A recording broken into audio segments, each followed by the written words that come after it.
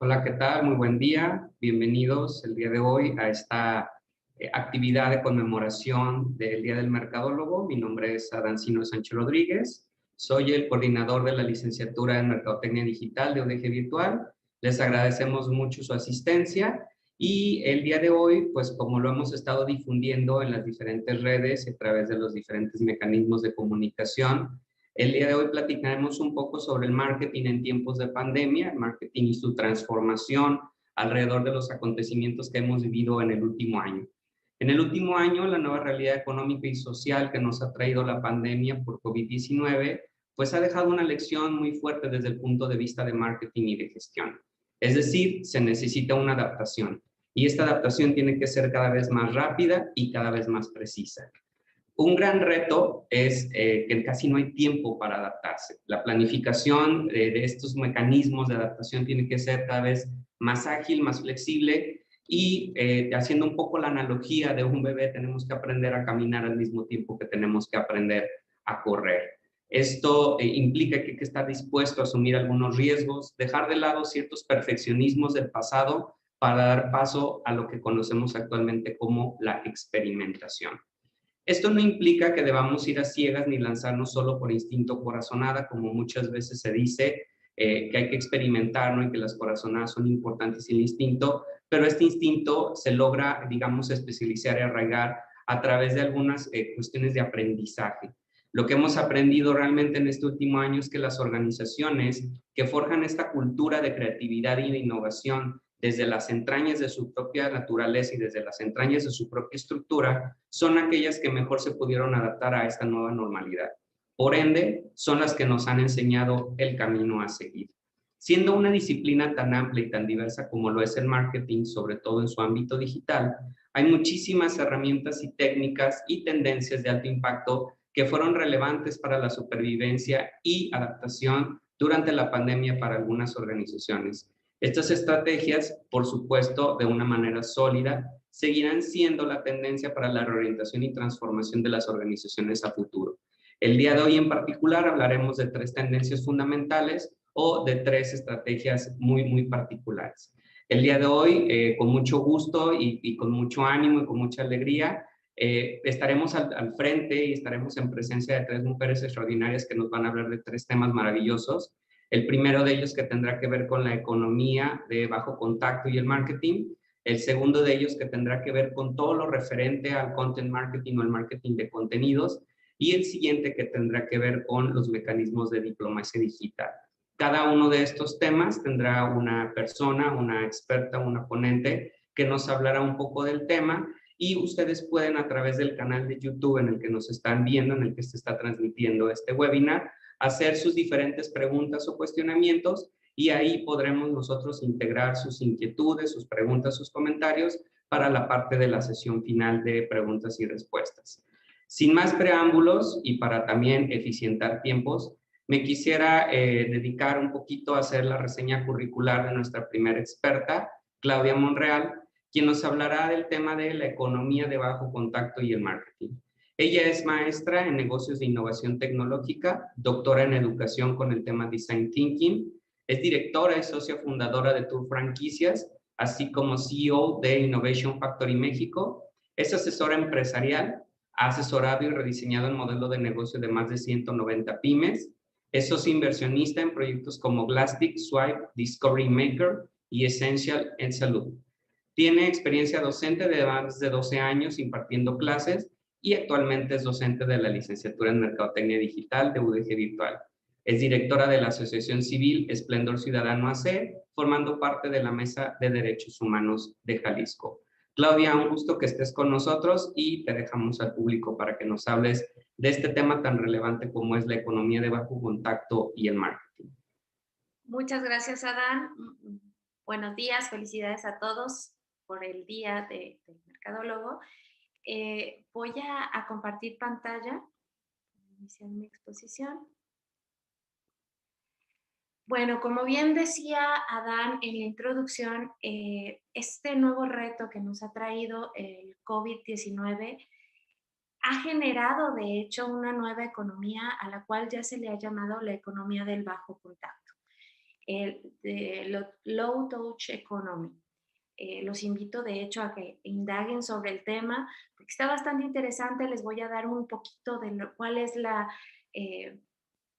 visión sistémica sobre esto y justamente cómo ahora el marketing digital nos exige nuevos retos, ¿no? Bueno, la economía del bajo contacto, ¿qué significa? Significa que todas las empresas en sus procesos tendrán que reestructurar hasta sus procesos operativos su modelo para poder cubrir este bajo contacto humano. Parece que es solo una etapa lo del COVID, pensábamos que iba a ser un año, fue un poco más, pero ha sido el parteaguas de todo lo que hasta ahora o hasta en ese momento conocíamos. La economía del bajo contacto nos ha traído las exigencias de la virtualidad desde las clases, aunque nosotros ya en el SUB estábamos muy acostumbrados sobre el tema.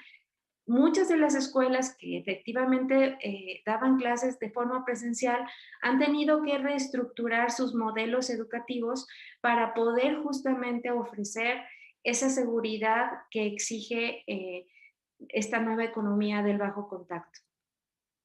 Nos hemos acostumbrado a que las relaciones humanas ya sean justamente desde la virtualidad. Hoy por hoy ya hemos vivido una Navidad, varios cumpleaños, hasta despedidas lamentablemente a través de la virtualidad. Y eso es algo inimaginable, ¿no? Hoy por hoy lo vivimos, nos hemos tenido que acostumbrar a esa nueva economía y pues bueno, ¿qué es lo que nos exige? Reestructurar nuestros modelos de negocio. Los que somos emprendedores hemos tenido que generar estrategias desde lo más básico como la atención al cliente hasta lo que sería el cómo llegamos a comunicar nuestra oferta de valor hacia nuestros futuros clientes. Ya Oppenheimer nos hablaba en su libro Basta de historias y sálvese quien pueda, sobre estas realidades que en otros países primermundistas como Japón, China, ya estaban visualizando, donde un robot, por ejemplo, te atiende en la entrada de un hotel, donde ya hay hoteles donde están gestionados casi al 100% por robots y solo una persona para la atención humana, ¿no? Tenemos ya armadoras donde ya no exige el involucramiento como antes de cientos de personas, sino de una o dos operadores que justamente operan las armadoras. Este es el libro que les recomiendo, que sálvese quien pueda, donde el mismo Oppenheimer en sus redes sociales ha comunicado que él pensaba que esta realidad que nos describe en este libro se iba a ver en 10, 15 años y que el COVID lo ha traído al presente por todos estos cambios que nos ha exigido, ¿no? Bueno, tenemos entonces que esta nueva economía del bajo contacto tiene cambios de comportamiento.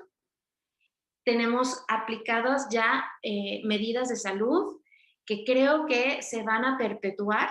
Ya hoy por hoy el que no cargue su gelecito en su bolsa se va a sentir desprotegido, como aquel que se siente desprotegido cuando olvida su celular. Y esto nos lleva entonces a una disrupción económica.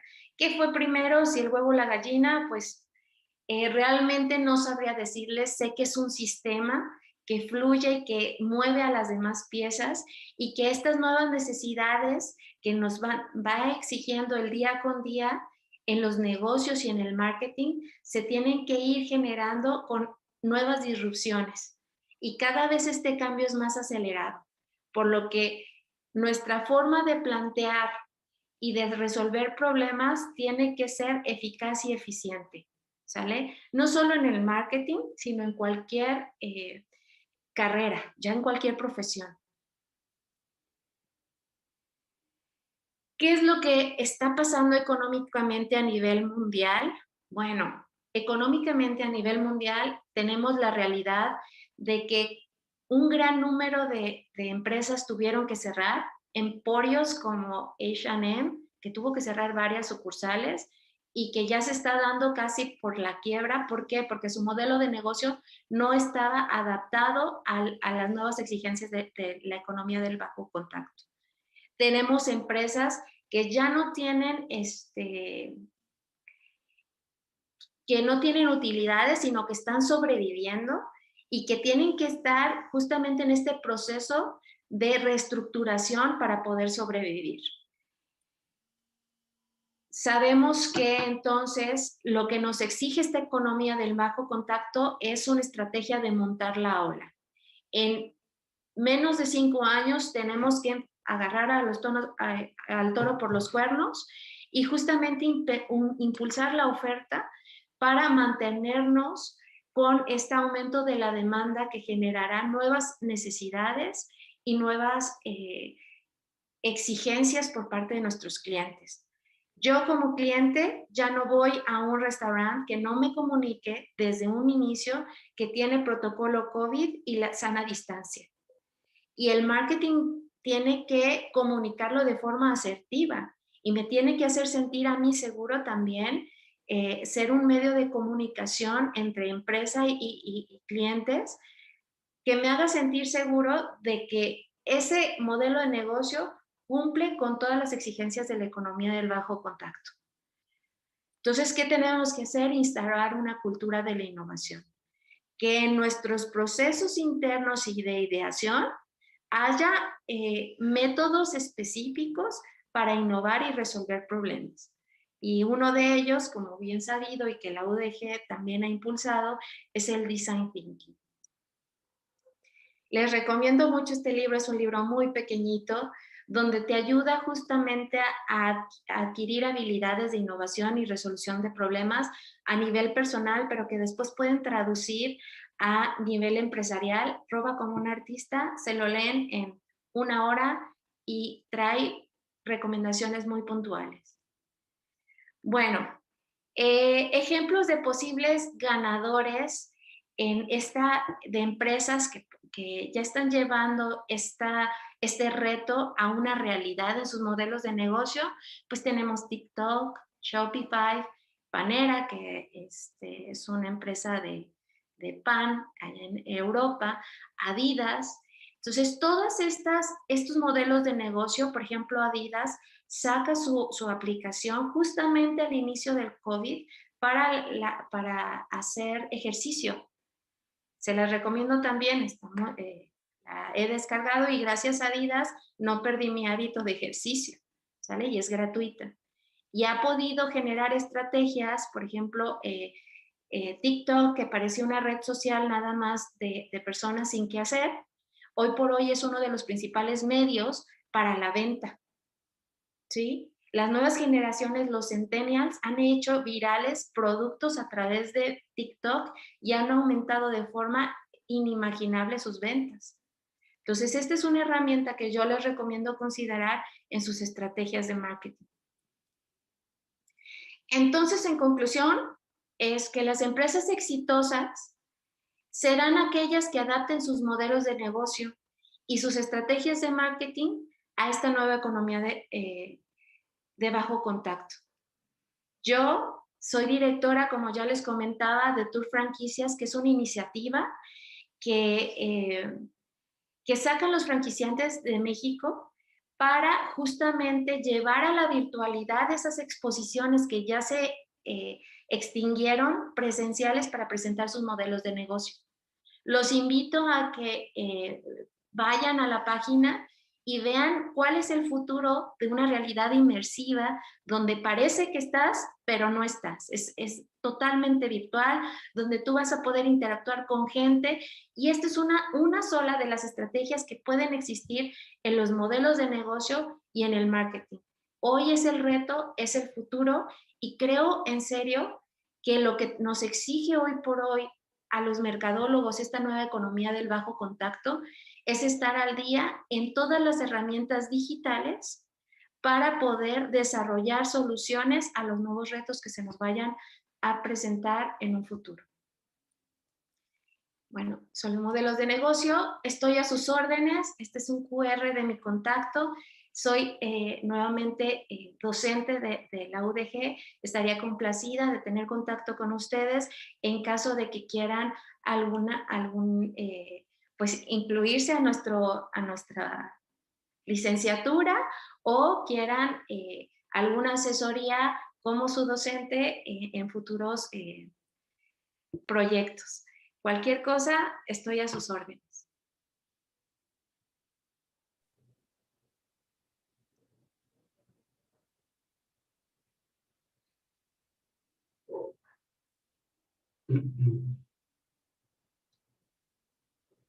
Muchísimas gracias, Clau.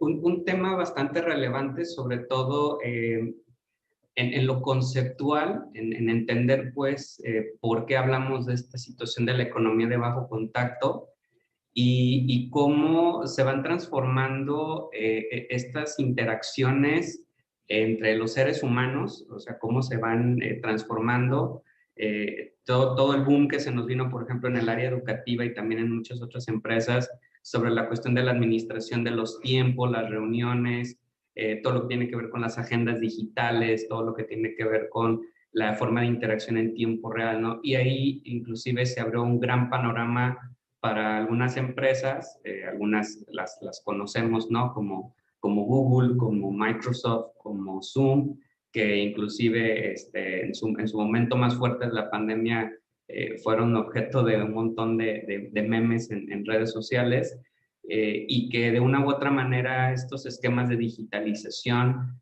tú lo decías hace rato, ¿no? Como por ejemplo esta parte de tour franquicias, al mercadólogo le generan un reto de ya no nada más conocer la parte creativa y estratégica, sino también inmiscuirse muy fuertemente en la parte digital, en todo este asunto que tiene que ver, sin llegar a ser un tecnólogo o un ingeniero, pero sí conocer toda esta parte que tiene que ver con la inteligencia artificial, con la inteligencia, el machine learning, todo lo que es el autoaprendizaje, todo lo que es la realidad aumentada, todo lo que es la realidad virtual, todo lo que tiene que ver con programación y automatización de ciertos procesos. Y es aquí donde de repente esta situación de la economía de bajo contacto ha forjado en algunas empresas en este año grandes éxitos y en algunas otras que no lo lograron implementar o que no lo veían ni siquiera en su panorama, pues lamentablemente les vino como balde de agua fría, ¿no? ¿Alguna conclusión que quieras dar a modo de cierre de tu tema para proceder con lo demás? Y al final de todo nos regresaremos contigo para las preguntas del público.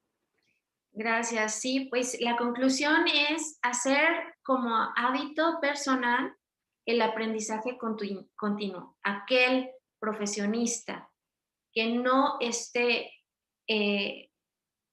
constantemente renovando su conocimiento está completamente perdido. O sea, es seguro que no va a ser competitivo en la parte profesional.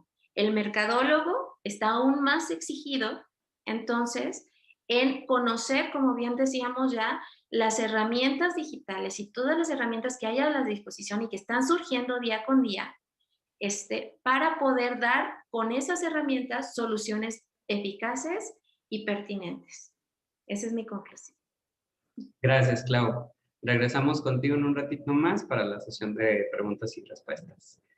Y pues bueno, continuamos con la segunda intervención de este webinar, de este panel, con el tema de Content Marketing. El Content Marketing, y ahorita nuestra experta hablará y ahondará un poco más en ello, o conocido como el marketing de contenidos, pues tiene que ver con toda la parte de cómo generamos contenido atractivo que sea, digamos, una fuente de incorporación y de conexión con nuestro público objetivo.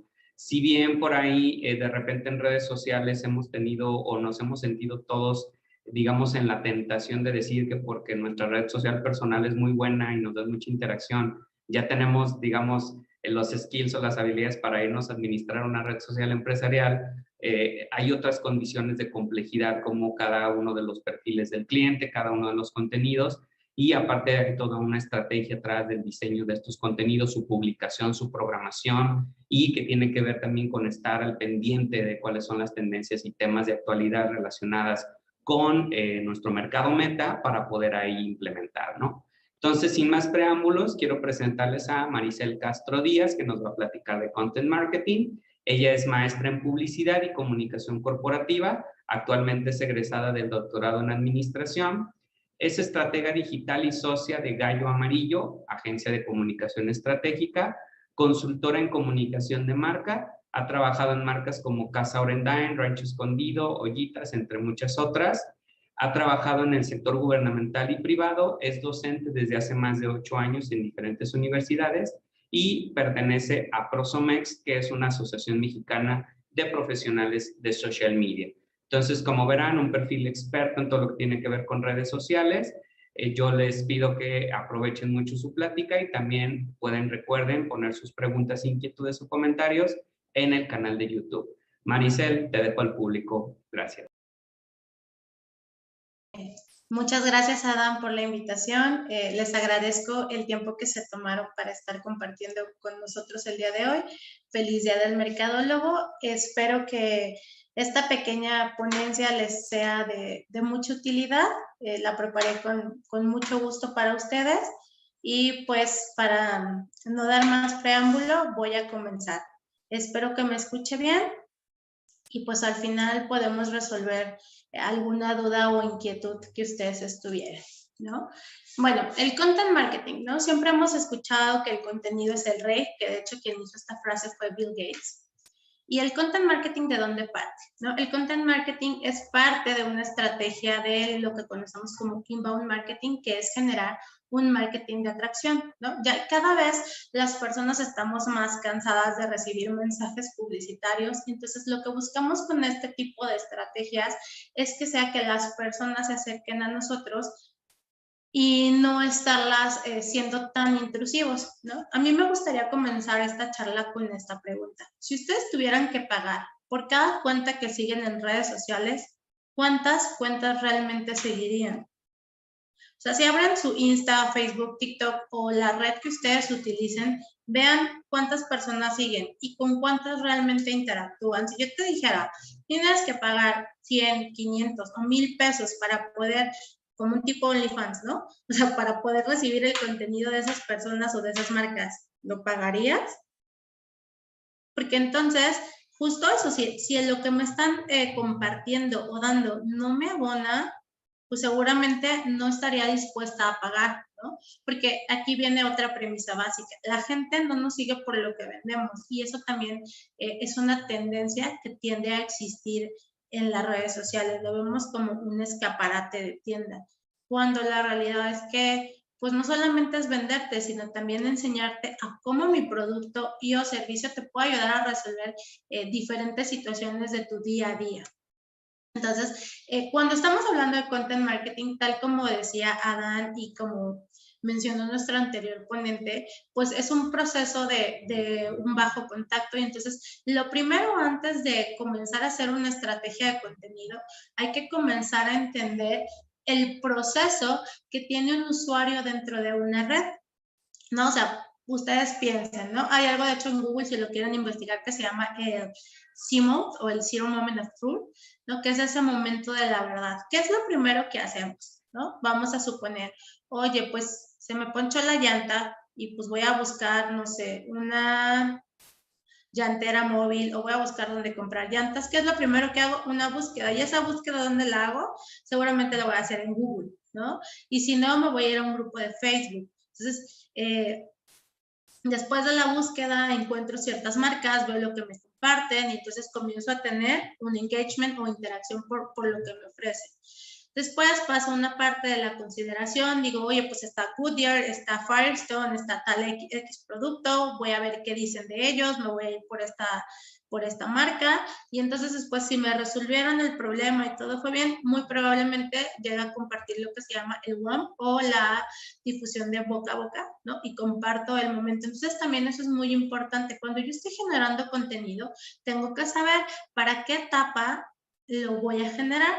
Por ejemplo, Ford tiene un canal en YouTube donde te enseña cómo cambiar llantas. Entonces, suponiendo el incidente que yo tuve, pues seguramente cuando estoy haciendo la búsqueda y veo eso, digo, o sea, está conectando conmigo, me está enseñando cómo cambiar una llanta porque yo no tengo la mínima idea. Entonces, como que primero hay que tener claro eso. ¿Cuál va a ser el recorrido del usuario dentro del Internet?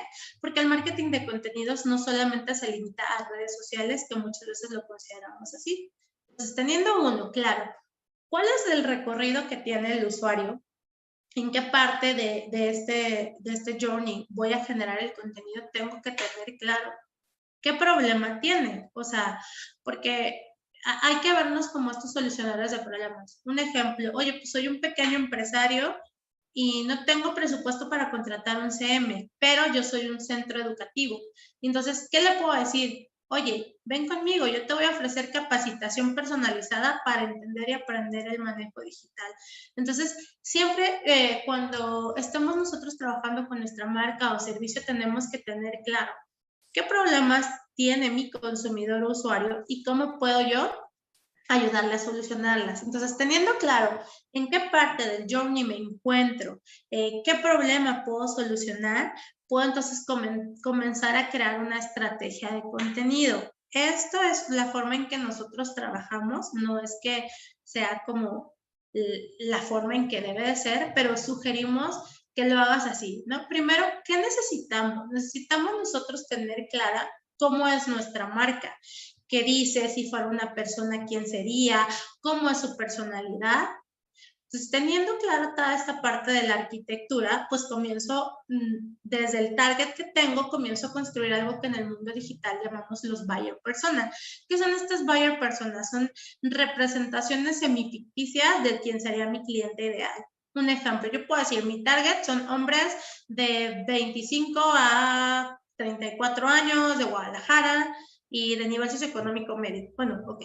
Pero entonces le puedo poner un nombre, él es Pepe, es diseñador gráfico, le interesa actualizarse en, no sé, creación de filtros para Instagram. O sea, empiezo a tener como una construcción de quién sería esa persona ideal. Se sugiere que cuando tú estás trabajando esto tengas de 3 a 5 varias personas y vayas creando este contenido con base en cada una de ellas, siempre respetando tu arquitectura de marca, ¿no? Entonces, aquí es como lo que se sugiere trabajar. A partir de eso, pues tengo que trabajar con objetivos SMART, o sea, específicos, medibles, alcanzables, realistas y con tiempo. Porque lo que no se puede medir, no puedo saber si está funcionando. Entonces, ya teniendo claro cuál es mi objetivo, por ejemplo, puede ser, oye, necesito generar leads, oye, necesito incrementar el número de mis seguidores, necesito mejorar la interacción, necesito que se vayan más hacia mi sitio web. Teniendo claro eso, entonces sí, comienzo a crear mi marketing y mi estrategia de contenidos donde la pregunta o la premisa básica va a ser cómo soluciono su dolor. Y cuando yo estoy haciendo una estrategia de contenidos, tengo que tener claro qué voy a publicar, cuándo, en qué plataformas, cuáles son los horarios. A veces decimos, o en el mundo digital decimos espejear el contenido, es decir, lo que sale en una red sale en otra, me conviene. Realmente nosotros es una práctica que recomendamos poco. ¿Qué le gusta a mi audiencia? Pero todo esto lo tengo que tener teniendo como base pues la arquitectura de mi marca. Entonces, mi principal recomendación es conoce a tu target, escucha a tu target, conviértete en tu target. Porque si nosotros no logramos conectar con este target, pues, ¿cómo voy a poder construir una adecuada estrategia de contenidos, no? Entonces, hablando de lo del user journey, también hay otro que se llama la pirámide, que se llama el funnel de ventas. Entonces vamos a suponer, ¿qué quiero que encuentre en este momento cuando estoy creando mi estrategia? Oye, ahorita lo que me interesa son, pues, generar leads. Pues, ¿qué puedo ofrecer de contenido? Pues voy a generarle una guía, un video, un checklist, le voy a enseñar a cómo hacerlo él. Y entonces le puedo decir, si quieres descargar esta guía, déjanos tus datos de contacto, ¿no? O esto, por ejemplo, ya cuando está en la primer parte, ¿no? del túnel si está en la parte de medio y quiere también generar leads, pues, ¿qué le voy a decir? Oye, ya tengo tu contacto, te voy a mandar una prueba gratis, ¿no? y te doy una consultoría o te doy un cupón de descuento, ¿no? Y luego ya en la última parte, pues ya ese lead, ya quiero que realmente sea mi prospecto. Entonces, ¿qué te hago? Pues ahora te doy un estudio de caso, te doy más material. Entonces, por eso es tan importante tener claro cuál es el recorrido de este usuario en el mundo digital y qué quiero lograr con él, ¿no? Y si se dan cuenta, aquí te estoy dando algo de valor, no solamente te estoy intentando vender mi producto. Este es un estudio que se hizo en el 2020 que dice que el 84% de las estrategias de content marketing más exitosas se centran en contenidos para aumentar la fidelidad del usuario a la marca y fortalecer la relación con el público. Entonces, esto respalda lo que les he venido diciendo. Yo, ¿de qué manera voy a generar contenido que te permita o que haga que tú sigas siendo fiel a mi marca, ¿no? Y que me ayude además a aumentar la lealtad que tienes para conmigo y que me ayude a mejorar la reputación, ¿no? También es importante cuando estamos creando nuestro contenido, aparte de los buyer persona, entender las temporalidades en las que nos encontramos. Y aquí, pues, nos encontramos con algo que nos vino a cambiar completamente la vida, pero no afectó al menos al content marketing. ¿Por qué? Porque el COVID ha venido a reforzar la importancia de tener una adecuada estrategia de contenidos. ¿Qué pasó? La gente empezó a estar más tiempo en su casa, lo que significó que el aumento del internet, hubo un aumento de internet y también un aumento en servicios de streaming. Y el content marketing o este contenido que como marcas creamos, pues resulta útil para llenar estos momentos de aburrimiento o también para educar a nuestros clientes, ¿no? Y de cierta forma llenar el vacío que ha dejado mi producto o servicio. Por ejemplo, la ponente anterior hablaba del caso de H&M. Si H&M hubiera tenido una plataforma, un e-commerce, ¿no?, adecuado, y quizá el contenido que hubiera creado, te hubiera hecho una experiencia estoy inventando, de que entro y me tomo una foto y puedo ver cómo se me ve la blusa, hubiera sido una parte de llenar ese vacío que quedó, ¿no? Alguien que cuando inició la pandemia lo hizo muy bien fue IKEA. IKEA, por ejemplo, en este tipo de contenido no te está vendiendo nada, ¿no? ¿Qué te está dando? Creo que el texto que lo acompañaba era cómo divertirte con tus hijos durante la pandemia. Te está diciendo, pues, que puedas construir una casita, ¿no? Y vivir una casa de juegos con tus hijos sin tener que salir. Y de forma como muy casual te dice qué es lo que necesitas, ¿no? Te está solucionando un problema que es, ¿cuál sería el problema? Pues mis hijos están aburridos, quiero divertirme con ellos, pero no puedo salir, puedo hacerlo en el jardín. Y te estoy vendiendo de una forma muy sutil, ¿no? O podemos ver este ejemplo de Nike también. Pues que si tú alguna vez quisiste hacer algo, pues que ahora es tu chance de hacer y de cuidarte, que te quedes, que juegues dentro, que juegues por el mundo, que hagas equipo. O también hubo marcas que comenzaron a hacer conciertos en vivo o te daban clases en vivo, ¿no? O sea, ya se ha vuelto como una tendencia que cada vez las marcas comenzaron a generar este contenido para acercarse al usuario y no solamente vender, ¿no?, sino llenar esos vacíos que había. Porque algo que hay que tener muy claro es que cuanto mejor contenido tengamos que conecte con nuestra audiencia, vamos a mantener su participación. Y haciendo la parte de la estrategia de los contenidos, hay que tener muy claro cómo voy a distribuir el contenido que yo esté generando, porque las redes sociales no son la única opción. Lo puedo hacer a través de mi web, lo puedo hacer a través de un blog, lo puedo hacer a través de social media o de las redes sociales, o creo una landing page, o qué call to action voy a mandar, o mejor una estrategia de email marketing. Esto hay que tenerlo muy claro porque muchas veces pasa que cuando iniciamos con en este mundo, todo lo queremos accionar con Facebook e Instagram, ¿no? Y ahora TikTok. Pero realmente eso es lo que funciona para ti. ¿Qué tal que a ti lo que te conviene es una página web y un blog por el tipo de mercado que tienes? O mucha gente dice, no, es que el email marketing no sirve. No sirve ¿para quién? ¿No? O sea, por eso es súper importante tener la parte que les decía al inicio, conocer a nuestro target. Y con base en eso tomar unas decisiones, ¿no? Entonces, todo va a depender de quién es tu target. Y hay una frase que a mí me gusta mucho que dijo Marshall McLuhan hace muchos años que se llama el medio es el mensaje. Y eso es algo que hay que entender. Cuando nosotros seleccionamos un medio, el medio también se vuelve un mensaje para nuestros audiencias, ¿no? Entonces, bueno, aquí les hice como una breve reseña de las redes sociales. Es como parte donde más trabajamos los contenidos. ¿Qué red? Porque también voy a elegir una red social conforme al objetivo que yo como marca estoy persiguiendo y que además mi target se encuentra en ella. Por ejemplo, Facebook. ¿Qué tiene Facebook? Bueno, Facebook pues es una de las redes sociales donde está la mayoría de la gente, que nos permite interactuar, sentirnos conectados. Aplica para hombres y para mujeres desde los 25 a 25 en adelante, aunque quizá el grosso está entre los 35 y 54. Mucha gente que está en Facebook es gente con prepa, con universidad trunca, tiene más de 2.500 millones de usuarios, es usado a nivel global. Ya sabemos que Facebook tiene todo, prácticamente WhatsApp, Instagram. Pero entonces, y Facebook, algo muy interesante es que Facebook se ha convertido en el segundo buscador. Entonces, si tú no lo buscas en Google, lo buscas en Facebook. Entonces, quizá pueda ser una buena herramienta para tener presencia de marca. Mientras que si nos vamos hacia Instagram, no hay que olvidar que en Instagram la premisa per se que tiene esta red es la de capturar y compartir momentos con el mundo. El grosso de su target está entre los 18 y 29 años, se utiliza más en la ciudad, ¿ves? Y las personas que tienen de estar ahí son universitarios o gente con un mayor grado de estudios que en Facebook, más usado por mujeres y tiene más de 1.000 millones de usuarios. YouTube es una plataforma que nos sirve sobre todo para contar historias y crear contenidos en video, que eso también cada vez lo vamos viendo en otras redes, ¿no? Como Facebook e Instagram, que se están sumando a esta tendencia. Ahora, por ejemplo, con los Reels de Instagram, si tienes Instagram y funciona para tu marca, Reels es una muy buena opción porque como Facebook lo quiere levantar, le está dando mucho alcance, ¿no?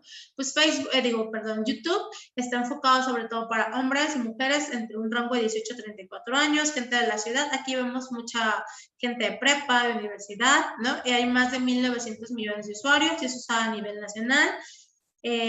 Twitter es como una red más de nicho, sobre todo utilizamos para compartir ideas e información al instante, sobre todo para atención al cliente, gente sobre entre los 29 a 40 años. Aquí sí tenemos un perfil más elevado de estudios, que es universidad y posgrado, sobre todo se utiliza por hombres.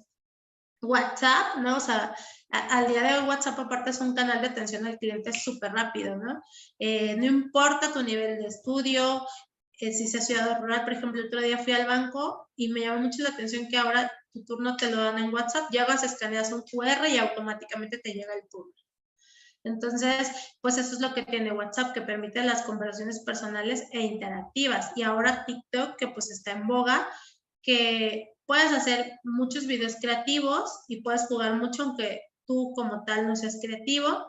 El grosso de TikTok está en personas de menos de 24 años de ciudad, mucha gente de secundaria y preparatoria, 500 millones de usuarios.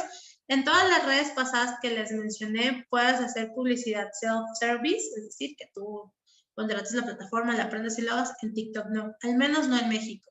Lo tienes que hacer a través de TikTok y la inversión mínima es de 1.400.000 pesos. Entonces, si quieres usar TikTok y hacer una estrategia, ahí sí te conviene algo más bien de influencer marketing. Entonces, abonando a lo que habíamos dicho, ¿no? Arquitectura de marca.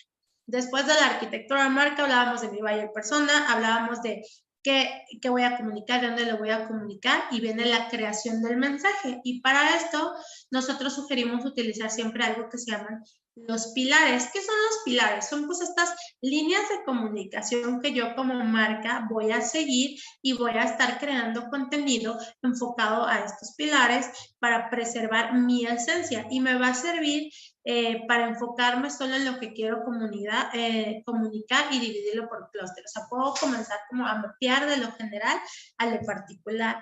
Y entonces es mucho más fácil trabajar una estrategia teniendo claro. Aquí les puse unos ejemplos. Por ejemplo, este es un pilar de tequila.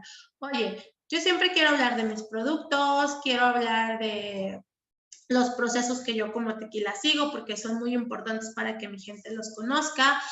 Bueno, sé que mi tequila es el más galardonado para las margaritas, entonces siempre voy a dar como formas de innovar a las margaritas. Y voy a hacer otro pilar que se llama Mix, donde voy a hablar de todas las recetas que se crean, ¿no? Y entonces dentro del proceso ya sé que puedo hablar de la destilación, que si mis botellas son hechas a mano, que si apoyo a artesanos, ¿no? O sea, voy teniendo como otros subpilares y entonces ya sé, bueno, esta semana voy a hablar del proceso artesanal y voy a hablar en específico del agave azul. Entonces, esto es mucho más sencillo a la hora que tú estás creando una estrategia. Nosotros trabajamos con algo que se llaman parrillas de contenido, que sugerimos hacerlas de forma quincenal, es decir, vas haciendo como todo el mapeo de lo que vas a hablar durante 15, un mes, ¿no? Y entonces vas diciendo, vas haciendo el mix del tipo de contenido que vas a estar desarrollando. Entonces, nosotros, por ejemplo, trabajamos desde la parte creativa, bajamos cuál va a ser la estrategia, nos vamos al área de copy hace los textos, los autorizamos, y entonces nos vamos a área de diseño, o de video, lo que se necesite, y entonces se manda aprobación para el cliente. Y es cuando publicamos. O algunos claves que me gustaría dejarles que deben de tener en cuenta para hacer su estrategia de contenido: hagan benchmark. O sea, no porque te vayas a copiar, sino pues qué está diciendo la competencia, directa e indirecta, ¿eh? O sea, ver a qué tendencias están siguiendo, o también me va a servir para pues no estar mandando el mismo mensaje, ¿no? O sea, porque luego a veces pasa que digo lo mismo que mi competencia y quiero que me vean igual. Claro que a veces puede ser estrategia, ¿no? Quieres confundir a la gente, no lo sé. Trata de hacer diferenciación, o sea, no significa que vamos a descubrir el hilo negro, pero sí cómo me puedo mostrar diferente a todas las soluciones que hay en el mercado. También, cuando estás creando pilares de contenido, pues trata de que sean como para mínimo unos 6 meses, porque si no vas a estar teniendo que hacer pilares cada mes y pues va a ser una friega, ¿no? Define también la cantidad de pilares y de posteos que vas a estar haciendo con base en tu estrategia. Ve los horarios, ve las redes, analízala, pero por favor no sigan esas estadísticas de internet de dicen que a las 8 de la noche me debo conectar en Instagram y poner, porque pues esa es la generalidad, pero revisa las estadísticas, revisa los insights de tus redes, ¿no? Y define, pues, qué pilar, qué red social, ¿no? Y hay algo dentro del content que se llama el hero content, que es como el contenido salvador. ¿Cuál va a ser el pilar que va a abonar a eso? ¿Y cuál sería mi conclusión? Cuando estamos creando contenido, es una actividad que requiere planeación, o sea, no es como de, ay, a ver qué se me ocurrió decir el día de hoy. Tenemos que hacerlo de forma consciente, ¿no? Tenemos que crear estos contenidos con base a las necesidades y expectativas del público y no de las necesidades de la empresa. Y compartir sobre todo contenidos que generen valor y demanda, fomentando la colaboración entre los departamentos de la empresa, porque vamos a suponer, nosotros cuando hemos trabajado con muchas marcas, por ejemplo, de tequila, pues yo no soy experta en procesos, entonces hay un área que me ayuda a entender eso, ¿no? Y eso está bien cool porque también haces que la gente que trabaja contigo pues se sume y sienta que está aportando a algo más. Y pues bueno, estos son mis datos de contacto. Este es mi correo, Maricel Gallo Amarillo. Este es mi LinkedIn. Esta, por ejemplo, no la mencioné, pero es una red que sobre todo es un canal B2B, es súper buena, ¿no? Para conectar con otros negocios. Y pues muchísimas gracias. Y aprovecho para invitarlos. Nosotros dentro del modelo de agencia de publicidad tenemos una escuela que se llama Índago, que por ser el día del mercadólogo y a todos los que nos estuvieron viendo el día de hoy, les ofrecemos un 30% de descuento en cursos que estamos próximos a aperturar. Vamos a tener 2 cursos, uno de escaparatismo y Store Experience y otro que justo les puede sumar a esta parte de contenidos, que es la parte visual, que es diseño gráfico, más creación de filtros, más de creación de filtros para historias, y pues solamente tienen que decir que lo vieron en UDG Virtual. Muchas gracias. La presentación la van a encontrar en el Drive para consultar cualquier duda. Y pues eso es todo de mi parte. Espero les haya resultado de interés. Que tengan un excelente día y felicidades. Muchísimas gracias, Maricel. Muchas gracias por este, a final de cuentas vamos a ser redundantes, este contenido de valor que nos acabas de dar. Muchos comentarios bastante positivos e interesantes en el chat del canal de YouTube. Por aquí traigo algunas preguntas que más adelante platicamos. Y para cerrar un poco el circuito de este tema y después recuperamos a la parte de dudas e inquietudes, una de las cosas que a mí más me agrada cuando uno analiza la parte del contenido y todo lo creativo y todo lo que tiene que ver con diseño y multimedia, y que es una cosa que yo casi siempre insisto a las personas que están interesadas en dedicarse al marketing y en particular al marketing digital, es que las redes sociales no lo son todo. Detrás hay una parte muy fuerte y fundamental que es la base de la estrategia, y tú lo referiste bastante bien. Sin estrategia, sin claridad de quién es tu mercado meta, sin claridad y definición de qué es lo que te hace competitivo, sin un valor agregado, sin un diferenciador, podrás ser muy creativo, podrás hacer unos diseños gráficos maravillosos, podrás hacer unos TikToks bastante virales, pero no necesariamente eso genera valor de marca y no necesariamente eso posiciona y ayuda a una marca a ser rentable a largo plazo. Entonces, es una de las cosas que quería rescatar de tu presentación, que me gustó bastante, y es una de las cosas que me gusta siempre como definir, ¿no? El marketing es como esta hilación entre la ciencia y la técnica y la parte del arte, ¿no? Es como una parte intermedia que va ahí transitando en una tablita, ¿no? Ahí balanceándose entre ambas, encontrando o tratando de encontrar el equilibrio. Entonces, pues agradezco mucho tu participación. En un ratito más nos vemos para la sesión de preguntas y respuestas, que ya hay algunas inquietudes, y pasaríamos con nuestra tercer panelista. Nuestra tercer panelista es Fernanda Galván Solorio. Ella nos va a platicar del tema de diplomacia digital, también todo un boom que hay por ahí en cómo durante todo este periodo de pandemia ya venía digamos, una tendencia al respecto, pero en este tiempo de pandemia mucho más, todo lo que tiene que ver con comunicaciones institucionales y gubernamentales, pero que también nos va a ahondar más, Fer, en el tema de lo que es y qué no es diplomacia digital. Ella es licenciada en Relaciones Internacionales y maestra en Comunicación Internacional. Ella colaboró durante bastante tiempo en la Coordinación General de Comunicación Social de la UDG, al frente del equipo de comunicación digital de las cuentas de redes sociales institucionales de la universidad y del rector general.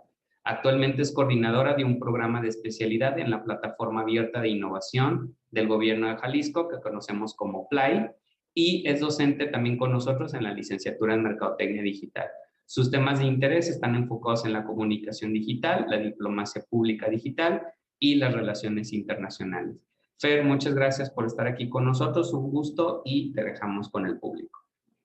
Hola, Adam, muchísimas gracias por la invitación, y también pues es importante platicarles, ¿no? Como tal vez creo que ustedes están preguntando que cómo como mercadólogos pueden influir ustedes en el área de relaciones internacionales, en el área de diplomacia digital, pero pues es muy importante porque al final de cuentas son ustedes, los mercadólogos, quienes van a estar más preparados para poder apoyar en las cuestiones de diplomacia, en las secretarías de relaciones exteriores, para saber cómo hacer bien el manejo de esta estrategia de redes sociales, esta estrategia de diplomacia digital. Entonces me voy a permitir compartir mi pantalla, Dan, para iniciar con mi presentación, ¿va?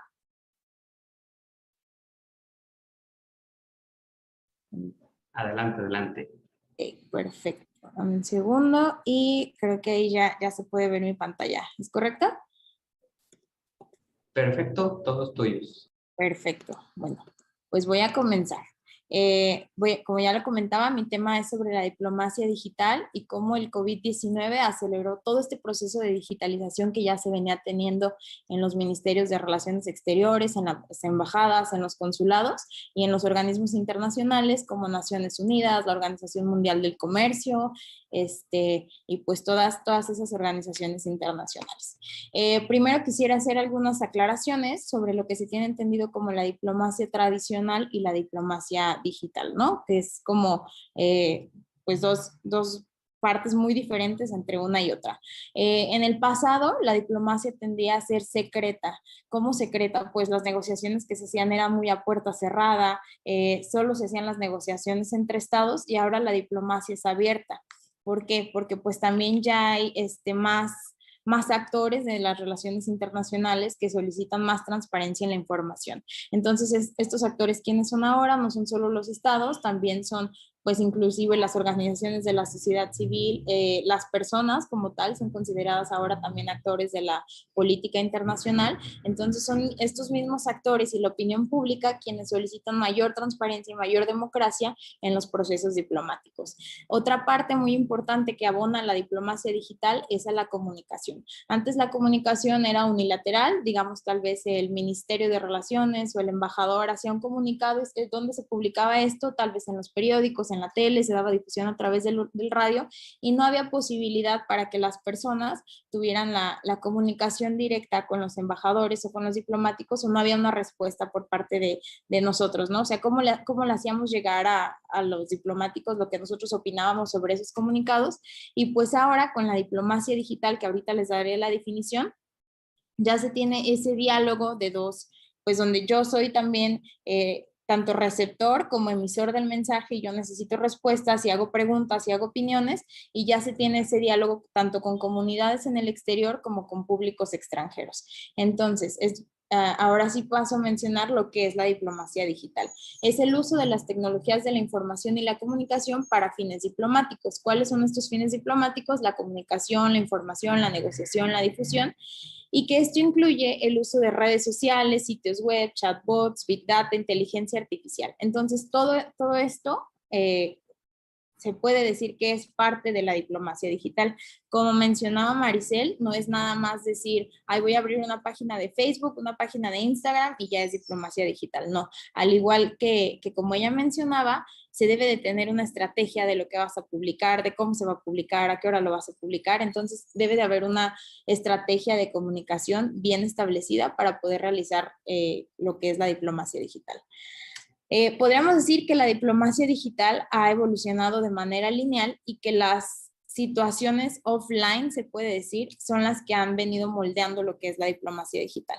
Por ejemplo, en el 2012, con el lanzamiento de la embajada virtual de Estados Unidos en Irán, fue un gran paso para la diplomacia digital, porque para empezar Estados Unidos e Irán no tenían como tal relaciones bilaterales. Entonces, al no tener relaciones bilaterales, Estados Unidos no puede poner una embajada física en Irán, pero al lanzar esta embajada virtual sí puede haber este intercambio tanto de comunicación con el pueblo de Estados Unidos, con el pueblo de Irán, dar información y pues llevar a cabo trámites consulares, trámites diplomáticos, pese a que no se tenía esta embajada, se establece la embajada virtual y es un gran paso para la diplomacia digital. Igualmente, entre el 2010 y el 2012, con la primavera árabe, que como ustedes saben son todas estas protestas en los países de Medio Oriente, se alteró el curso de la digitalización en la diplomacia. ¿Por qué? Porque las personas empezaron a hacer uso de redes sociales para comunicarse entre sí, para comunicar lo que estaba pasando en sus estados, y al haber un cierto nivel, por ejemplo, lo mencionaría, un cierto nivel de restricciones por parte de los gobiernos hacia la comunicación, pues igualmente las mismas embajadas y los consulados empezaron a utilizar las redes sociales para interactuar con estas poblaciones, ¿no? Tal vez me imagino la Embajada de México utilizaba las redes sociales para ponerse de acuerdo con las comunidades mexicanas para ver si tienen algún problema, cómo los podían ayudar mediante asistencia consular. Entonces se utilizaron estas redes sociales tanto para escuchar y monitorear las conversaciones en línea, y al escuchar y monitorear estas conversaciones en línea se podían prever algunas crisis. Otro paso muy importante para la diplomacia digital fue en 2014 con las campañas de desinformación por parte del gobierno ruso ante la crisis de Crimea y las elecciones en Estados Unidos. Esto se puede ver aquí como un paso, un hit muy importante para la diplomacia digital. ¿Por qué? Porque las redes sociales se usan como una herramienta de interferencia, ¿no? Se dice que el gobierno ruso elaboró ciertas campañas de comunicación digital en las que tuvo interferencia en las elecciones de Estados Unidos, con las fake news. Entonces es muy importante que ahora las redes sociales son una herramienta de interferencia en la política internacional. Y pues obviamente en el 2020 el COVID-19 fue un paso grandísimo que obligó no solo a la diplomacia, sino a muchísimas partes o muchísimas áreas de la vida en general a digitalizarse, ¿no? Lo vimos en los comercios, en las escuelas, cómo obligaron a acelerar el proceso de digitalización, que tal vez ya se venía haciendo desde antes, pero nos obligaron a todos, como ya mencionabas al principio, nos obligaron de ir caminando, nos obligaron a enseñarnos a correr literal de un día para otro. Entonces, como yo lo mencionaba, ministerios de Relaciones Internacionales, embajadas, organizaciones internacionales cerraron sus puertas, pero igualmente tenían que seguir prestando estos servicios. Entonces, ante estos cambios, se utilizaron las tecnologías digitales para superar los retos de la pandemia. Y podemos decir que hay 3 principales cambios. ¿Cuáles son estos? El primero es el uso de las videoconferencias, que se le llegó a conocer como Zoom-plomacy, ¿no? Como esta unión de las palabras de Zoom y diplomacia, donde vimos como bastantes reuniones, por ejemplo, reuniones del G7, reuniones de Naciones Unidas, el Consejo General de las Naciones Unidas se reunió de manera virtual. Entonces, pudimos ver cómo a través de las videoconferencias se llevaban a cabo estas negociaciones multilaterales. Igualmente, esto hace que se ahorren tiempo y se ahorren recursos, porque digamos, un diplomático que antes tenía que viajar hasta la sede de Nueva York de Naciones Unidas o a la sede de Ginebra, ahora ya se podía conectar desde la sala de su casa, ¿no? Entonces esto hacía que se ahorrara tiempo y se ahorraran recursos económicos.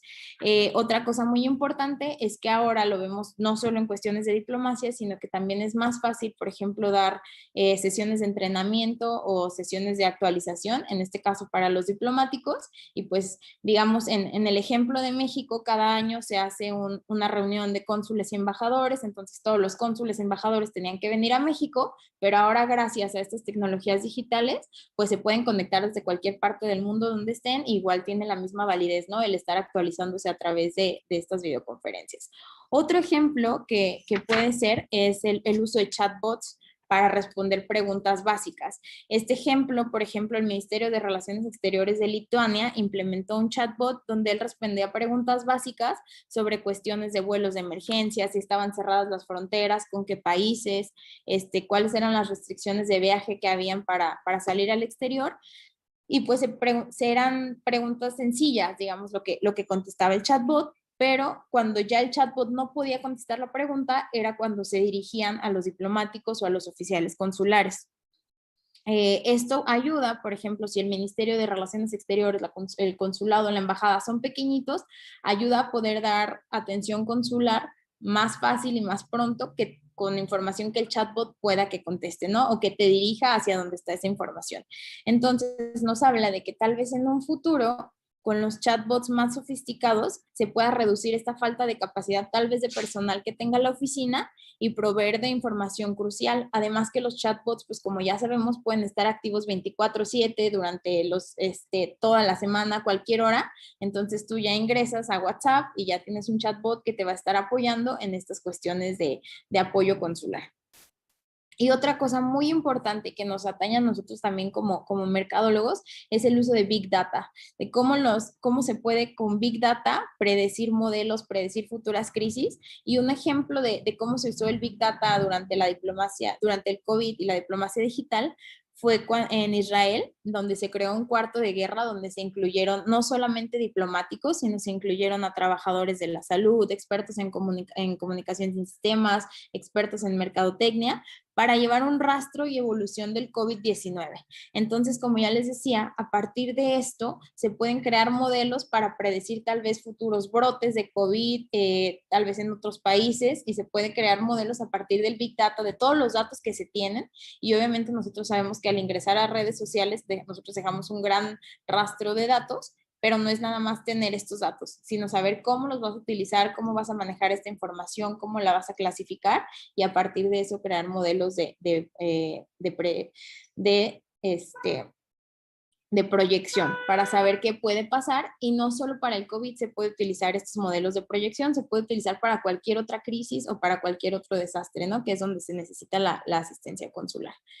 Entonces, ya para finalizar, creo que es muy importante establecer si el legado que dejó el COVID-19 y la diplomacia va a continuar, porque pues tal vez volvamos a la mencionada nueva normalidad, pero es importante saber si se va a continuar con estas negociaciones a través de líneas, si se va a continuar con esta digitalización de los ministerios de Relaciones Internacionales, o si nada más, esa es la pregunta que yo dejaría abierta, o si nada más se utilizó durante este momento, que en mi opinión creo que se debería continuar tal vez con un modelo híbrido, ¿no? Porque igual no hay negociaciones que son imposibles llevarlas a cabo a través de una, pues tal vez de una pantalla de computadora, pero habrá negociaciones que sin problema se pueden llevar a cabo a través de una sesión de Zoom. Entonces creo que tanto con la comunicación, con la educación, igual en este caso con la diplomacia, podríamos continuar con un modelo híbrido donde se sigan utilizando obviamente las tecnologías offline y las cuestiones offline de negociación presencial, pero ahora utilizando todos estos beneficios de las herramientas digitales. Entonces, por mi parte sería todo. No sé si hubiera alguna pregunta del público, y pues también otra cuestión para agregar, que es lo que yo les comentaba al inicio, que tal vez podemos decir, pero yo como mercadólogo digital, ¿cómo puedo andar en las cuestiones de diplomacia, no? Pues a fin de cuentas son ustedes quienes son los expertos en las redes sociales, quienes son los expertos en las estrategias de comunicación, quienes pueden ingresar al mundo de la diplomacia, porque no nada más es como, ya abrí la red social y ya, no, sino debe de tener toda una planeación estratégica. Entonces, pues como mercadólogos, este es un muy, muy, muy importante nicho para ustedes, para trabajar ahí. Y pues muchas gracias, Adán. No, muchísimas gracias a ti, Fer. Inclusive, pues de una vez aprovecho para agradecer al público. Llegamos a tener casi 100 personas conectadas al mismo tiempo en vivo. Les agradezco que estén conectados. Vamos a pasar en este momento a la ronda de preguntas y respuestas. Hay a partir de algunos comentarios que nos hicieron en el chat, a partir de algunas inquietudes, pero también hay algunas cosas que yo quisiera, digamos, poner sobre la mesa como para hacer un cierre. Entonces, les voy a hacer como la pregunta general. Hay algunas preguntas que irían como para todas, y hay otras que vienen ahora sí que directamente enmarcadas para alguna de ustedes. Entonces, por ejemplo, me gustaría inclusive, aprovechando, Fer, que terminamos contigo, hacerte una pregunta que nos dicen. Ahorita hablaba sobre, por ejemplo, el uso de Big Data y de inclusive algunas cuestiones de inteligencia artificial y Machine Learning para generar proyecciones o tendencias. Nos preguntan, por ejemplo, cómo se podría utilizar y si es posible utilizarlo en cuestiones, por ejemplo, de otras industrias como la moda, y cómo sería este mecanismo, por ejemplo. Ok, pues mira, en mi experiencia sobre Big Data, creo que el Big Data lo podemos aplicar a todas las industrias, a la industria de la moda, a la industria de la economía, de las finanzas. Entonces, creo que ese es el futuro, ¿no? De si en algún momento al terminar la licenciatura pues, quieren especializarse en algo, creo que Big Data, análisis de datos puede ser una muy buena opción. Y en el caso de la moda, yo considero, por ejemplo, que inclusive desde los chatbots, ¿no? Que al contactarte con alguna empresa, pues la empresa ya tiene el uso de ese chatbot para darte, por ejemplo, inclusive, no sé, voy a dar mi ejemplo con H&M. Tú te metes a H&M y empiezas a poner tu talla, dices, no sé, mido tanto, me gusta que la ropa me quede floja, me gusta que la ropa me quede así. Entonces tú das ciertos datos, tú das cierta información, y a partir de eso, con la inteligencia artificial, te dice, ok, yo creo que tu talla sugerida es esta. Y te empiezan a hacer como a enfocarse en tu estilo o lo que te gusta, y a partir de eso ya te llega el email marketing, te llega más información que ya está enfocada a ti, porque tú ya diste esa información de qué es lo que te gusta. Entonces, con los datos que nosotros damos a las páginas web, creo que digamos que lo hacen como si fuera un sastre, ¿no? Muy, muy especial a lo que nosotros queremos, a lo que nos gusta. Entonces, creo que por ahí podría ser en la industria de la moda, de que con lo que nosotros, la información que proveemos, ellos digamos que nos hacen tal cual una opción para comprar lo que nos gusta. Y a mí eso se me hizo muy padre, porque yo una vez quería un pantalón de H&M, no sabía qué talla era, y al poner, mido tanto, peso tanto, y di cierta información, me decía, la talla que te recomendamos es esta talla. Entonces la compré en línea y ya me llegó y perfectamente me quedó. Entonces creo que es ahí donde entra la parte del machine learning, de la inteligencia artificial, y obviamente mi comunicación siempre fue con un bot, nunca fue con una persona real, ¿no? Entonces creo que es muy interesante esa parte de la industria de la moda y cómo pueden incluirse con el Big Data y la inteligencia artificial. Gracias, Fer. Quisiera aprovechar también para preguntarle a Claudia este mismo cuestionamiento, ella que también está muy metida en estas cuestiones de Big Data y de inteligencia artificial o de los procesos de innovación digital. ¿Qué recomendarías o cómo recomendarías un proceso de uso o integración de Big Data en una industria, por ejemplo, como de moda, Claudia? Bueno, híjoles, es son demasiadas las vertientes que se me vienen a la mente. Te voy a dar un ejemplo igual. La inteligencia artificial dentro de, por ejemplo, si yo voy recabando cuál es la forma de navegar dentro de de la página que yo estoy ofertando, de la persona, puedo ir definiendo muy bien cuáles son sus intereses y cuáles son justamente las ofertas que yo tengo que estar dando hasta a través de Google, ¿no? Entonces, en todas sus redes sociales va a aparecer la imagen de tal cual lo que él, de sus intereses o lo que él o ella está buscando en mi página web.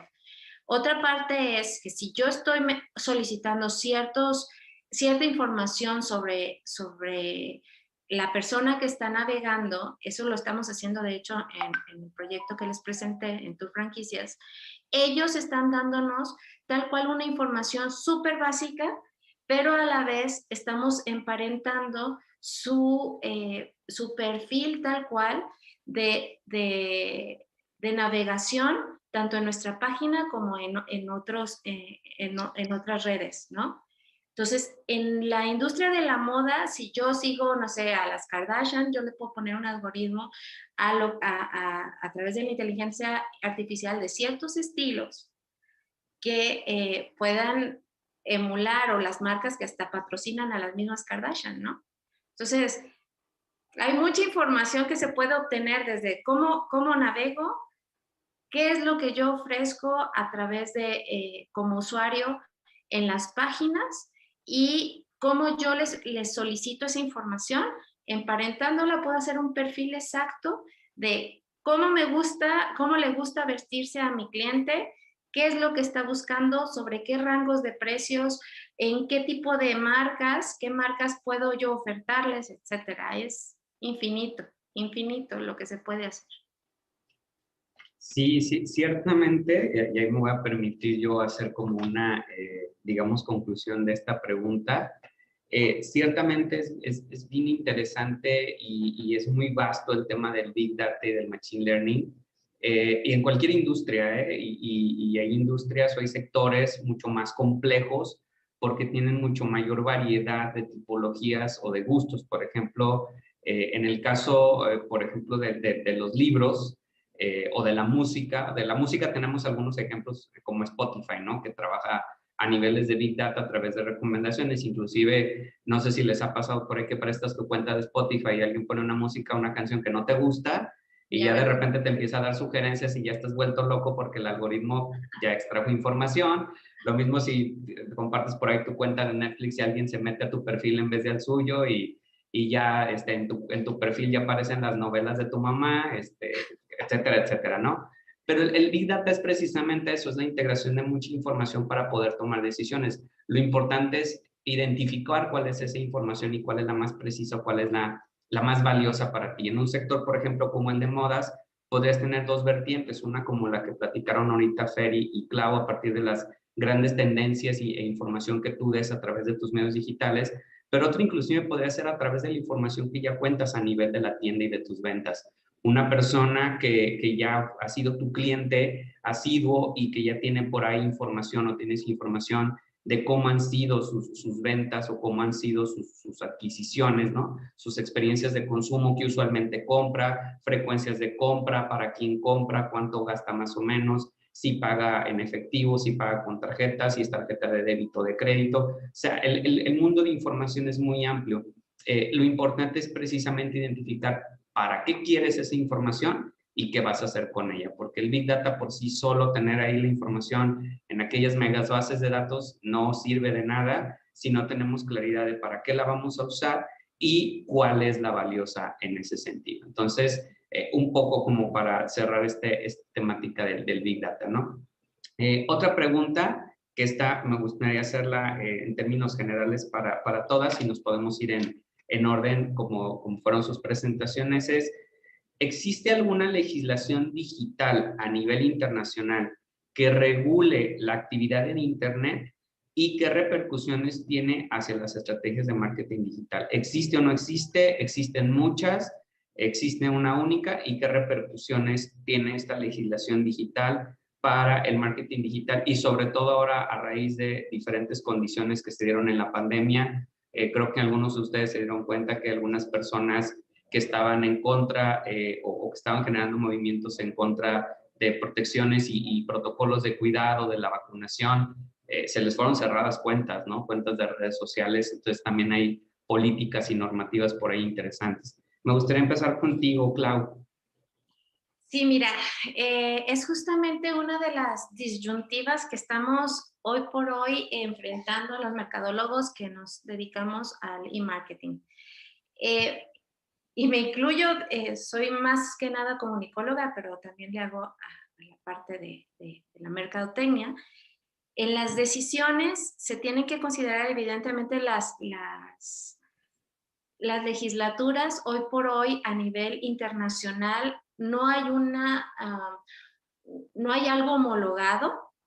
Cada país tiene el suyo. Sí hay legislaciones internacionales, pero que puedo decir que es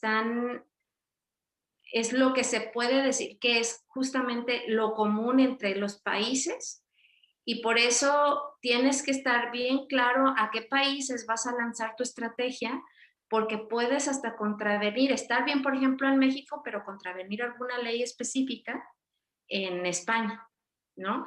Hay ciertos requerimientos que tu página web o tus medios digitales tienen que estar cumpliendo en un país, mientras que se contravienen otros si no tienes otro tipo de información.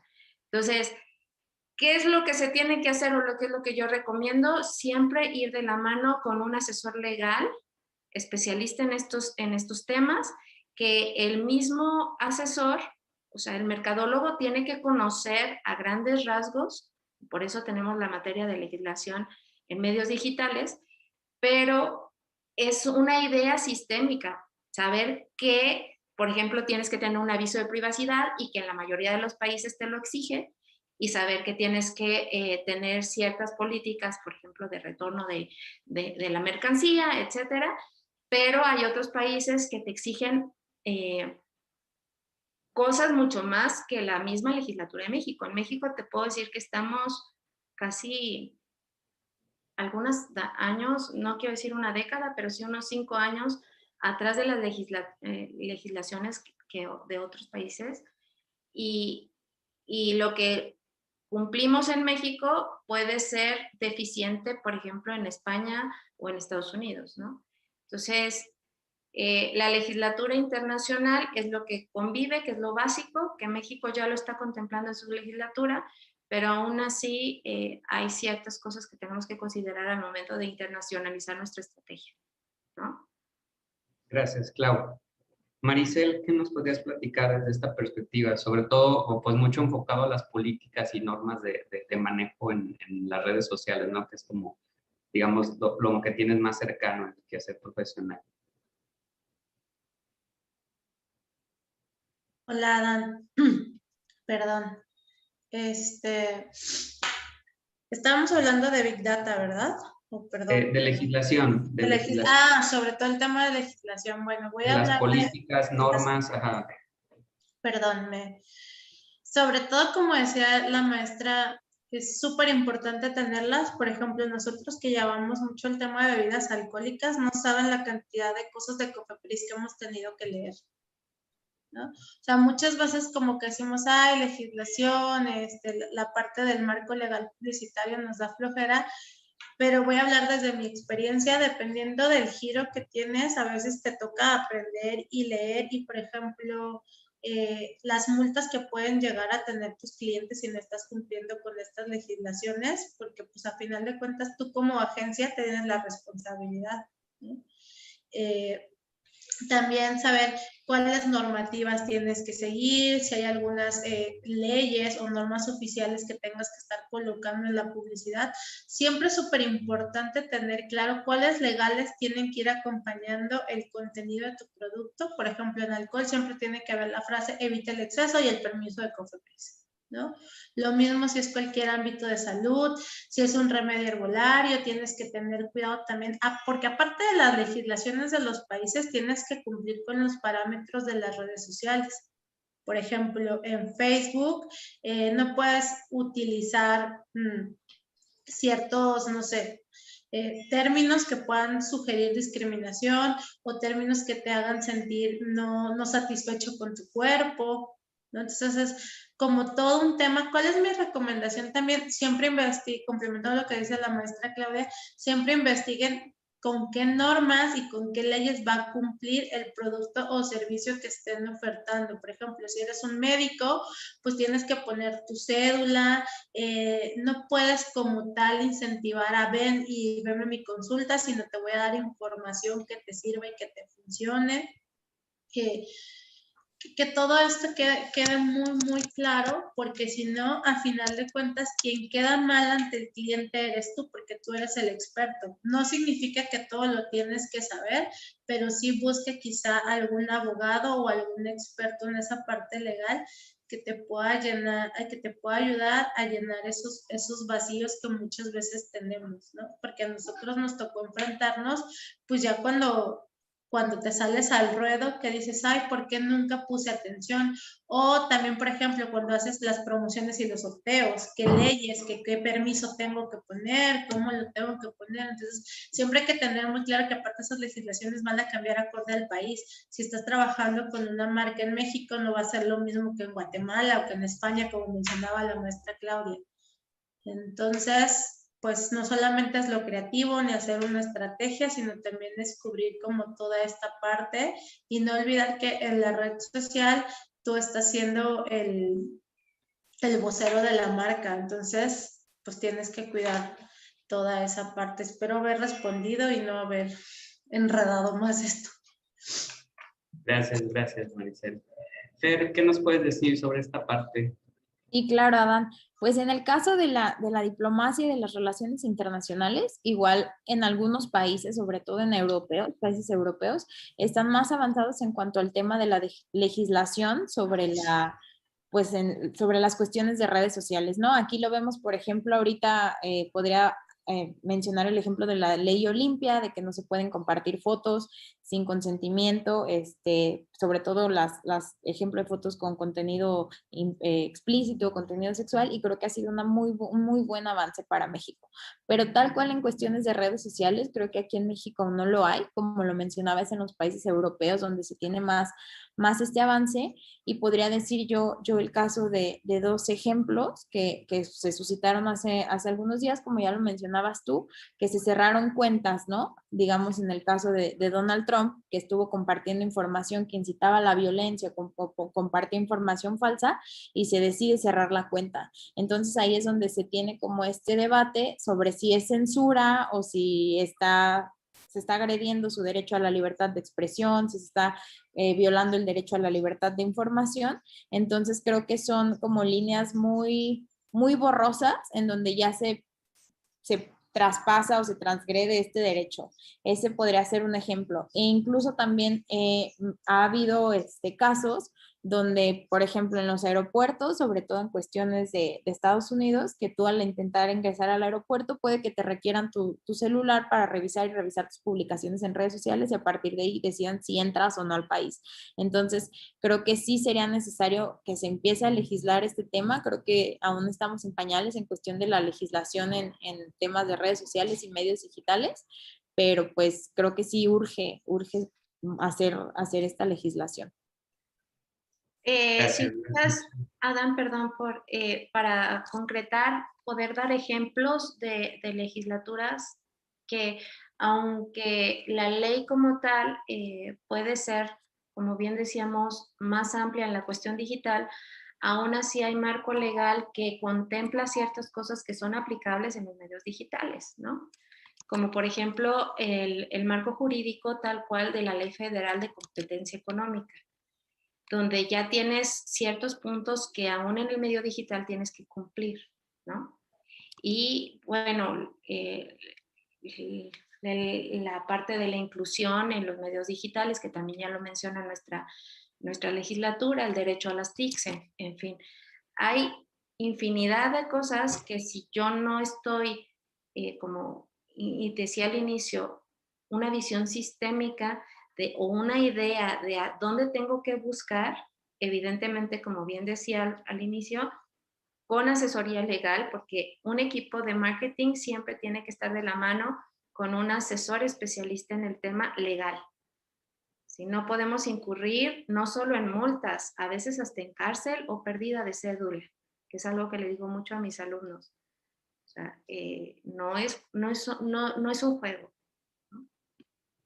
Sí, de hecho, nuestro reto fundamental como mercadólogos es precisamente, si bien a lo mejor no conocerla toda, la legislación de pe a pa, sí entender que hay un marco legal y un marco político que nos cubre todas nuestras estrategias y que a final de cuentas, digamos, el asesoramiento legal con algunas personas del área de experiencia nos va a ayudar mucho a darle solidez, ¿no?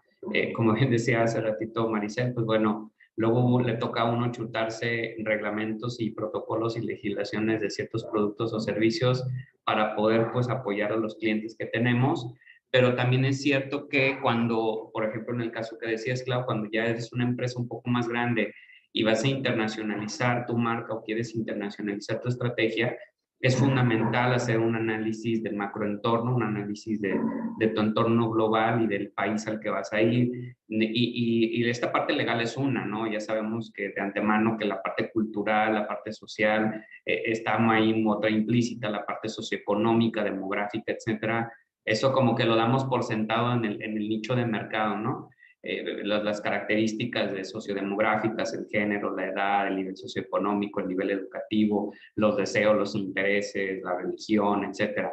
Pero no dejemos de lado también los aspectos legales que norman cualquier interacción de mercado que haya, desde la compra-venta, desde las cuestiones de garantía, desde las transacciones comerciales, inclusive puede ser muy peligroso el no entender las cuestiones, por ejemplo, hasta fiscales, ¿no? Cómo varían de un país a otro o inclusive a veces en un mismo país, de un estado o provincia a otra, dependiendo las características de cada nación.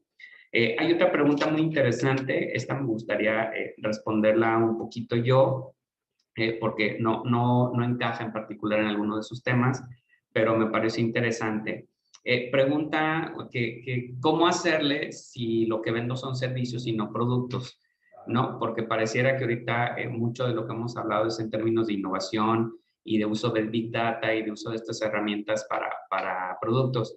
Pero a final de cuentas, lo que platicó en su momento Fer, pues es un servicio, ¿no? Inclusive es un servicio no lucrativo, o es una organización no lucrativa que vende o que ofrece más bien un servicio. Y entonces, en cualquier ámbito tú puedes utilizar estas herramientas de marketing, ya sea para productos o servicios. El Big Data y el Machine Learning, por ejemplo, les ayudó mucho a las cadenas hoteleras para poder subsistir durante estos mecanismos de pandemia a través de la identificación de clientes potenciales, clientes altamente potenciales que eran muy concurrentes en sus visitas a los hoteles y les ofrecieron paquetes vacacionales con todo un sistema de protocolos y de descuentos que generaban como experiencias personalizadas, ¿no? Entonces, esos fueron como su primer nicho de mercado al que se fueron, que sabían que tenían cierta lealtad de marca con el hotel o con la cadena hotelera, y de ahí se fueron a un segundo nivel y después de ahí se fueron a un tercer nivel, como lo platicaba en su intervención Maricel con la parte del funnel o el embudo de ventas, ¿no? O este camino que hace el recorrido.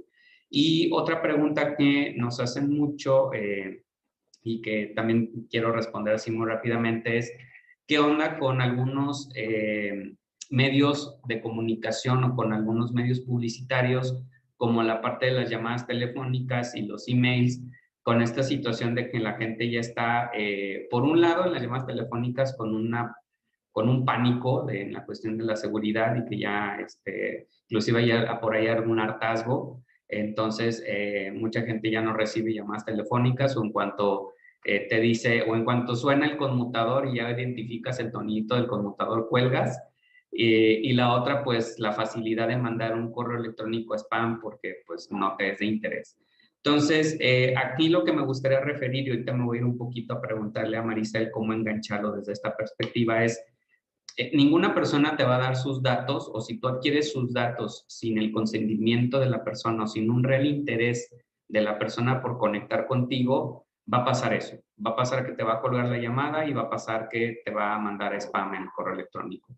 Lo importante, aquí yo ahí ligaría el tema del content marketing, es generar un enganche de valor con el prospecto para que realmente él tenga interés en ofrecerte sus datos para después convertirlo en un prospecto. Y aquí algo con lo que me gustaría conectar con la pregunta que te hacen, Maricel, es ¿qué procede entonces cuando ahora en el tiempo de pandemia, pues mucha gente se la vivió en redes sociales y hubo una sobresaturación y le llamamos infoxicación, una intoxicación de información en las redes sociales y mucha gente se llegó incluso al hartazgo o al aburrimiento del uso de las redes sociales, cosa que no solía pasar porque la gente estaba muy concentrada en otras cosas y los utilizaba como un mecanismo digamos, de distracción. Ahora, con la pandemia, mucho tiempo en el home office, mucho tiempo frente a computadora, mucho tiempo de procrastinar, entonces por ahí hubo una sobresaturación en el uso de las redes sociales. ¿Cómo afecta esto a los planes de marketing o de content marketing? ¿Y qué hacer para cambiar el sentido o la orientación de que la gente no se sienta harta y poder generar contenido novedoso y de interés? Gracias. Mire, primero retomando, cuando yo hablo del call to action, no me refiero a que precisamente te van a hacer una llamada, ¿no?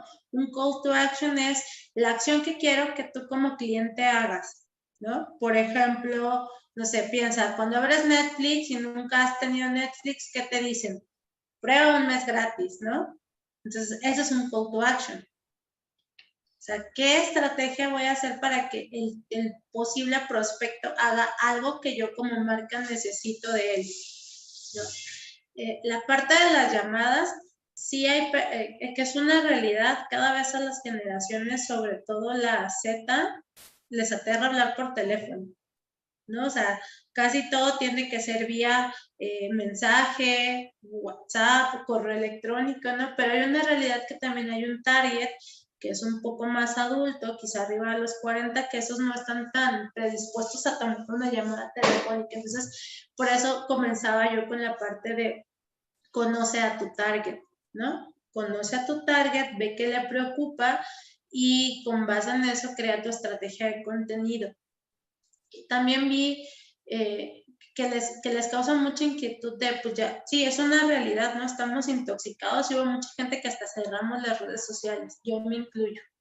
O sea, yo un momento en que tenía redes sociales porque trabajo en eso, pero ya ni siquiera era por estar interactuando, ¿no? O dejé de seguir muchas cuentas que lo único que me hacían era vender.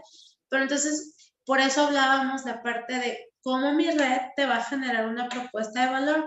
Si yo sé, por ejemplo, que en esta red puedo encontrar, no sé, por ejemplo, todas estas cuentas que han subido como Kiwi Limón o varias marcas que me están dando, no las dejo de seguir porque hasta me solucionan, ¿no? El qué voy a cocinar, cómo lo voy a cocinar, qué necesito. Vemos todas estas alianzas que de repente puedo tener, por ejemplo, Rappi ahora, ¿no? Me meto y ya me sale no sé, pechugas de pollo con leche clavel, entonces ya tienen una alianza de marca, están generando un contenido, Rappi me está solucionando porque me dice, yo te llevo todo para tu receta.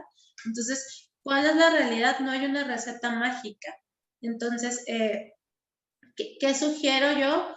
Ve viendo con qué se interactúa la gente, con qué no interactúa. Es una cuestión de medición, no es algo como, ya hice mi contenido, porque esa es otra razón. Yo puedo planear mi contenido para todo un mes y darme cuenta que mi contenido no está conectando y no está funcionando, entonces tengo que replantearlo, ¿no?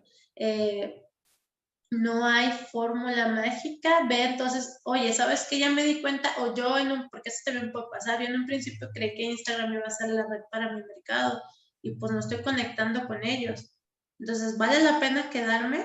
¿Vale la pena replantear? Tal vez lo que estoy haciendo son fotos y una realidad es que el día a día lo que más conecta son los videos. O tal vez estoy haciendo videos, pero nadie está interactuando, porque es otra cosa, por ejemplo, de entender. Generalmente cuando vemos las historias o los videos, los escuchamos sin audio. Entonces es importante subtitularlos, ¿no? O sea, como que hay muchas cosas del contenido que estoy creando. ¿Cómo voy a hacer que la gente realmente conecte con él, y si no está conectando, la verdad es que no hay otra más que la pregunta. No, Fer, lo que preguntó Adán era del contenido, cómo hacer contenido que no esté aburriendo a la gente. ¿Te refieres a esa pregunta? No, tú prosigue, Maricel, tú adelante. Entonces, no hay un plan mágico. A nosotros de repente también nos ha pasado, por ejemplo, con una marca teníamos toda una estrategia de contenido muy padre y de repente se desató una crisis horrorosa y todos los contenidos que teníamos planeados, pues para abajo, y desarrollar una nueva estrategia para poder defender a la marca, porque se nos estaba cayendo el mercado. O sea, de repente nos decían que estábamos matando gente. Y entonces fue todo redefinir una estrategia de contenido para poder hacer que la gente volviera a confiar en nosotros. Entonces, mi recomendación es: conoce bien a tu producto o servicio, ten muy claro quién es tu target, y con base en eso es un prueba y error. No hay una fórmula mágica, es un proceso de investigación. Y esto, ¿cómo lo logras? Pues, o sea, tal vez yo no puedo pagar algo de Big Data, pero pues sí puedo tener una base de datos de mis clientes, de sus intereses, y voy viendo qué me funciona. Espero haber resuelto la pregunta. Gracias, Maricel.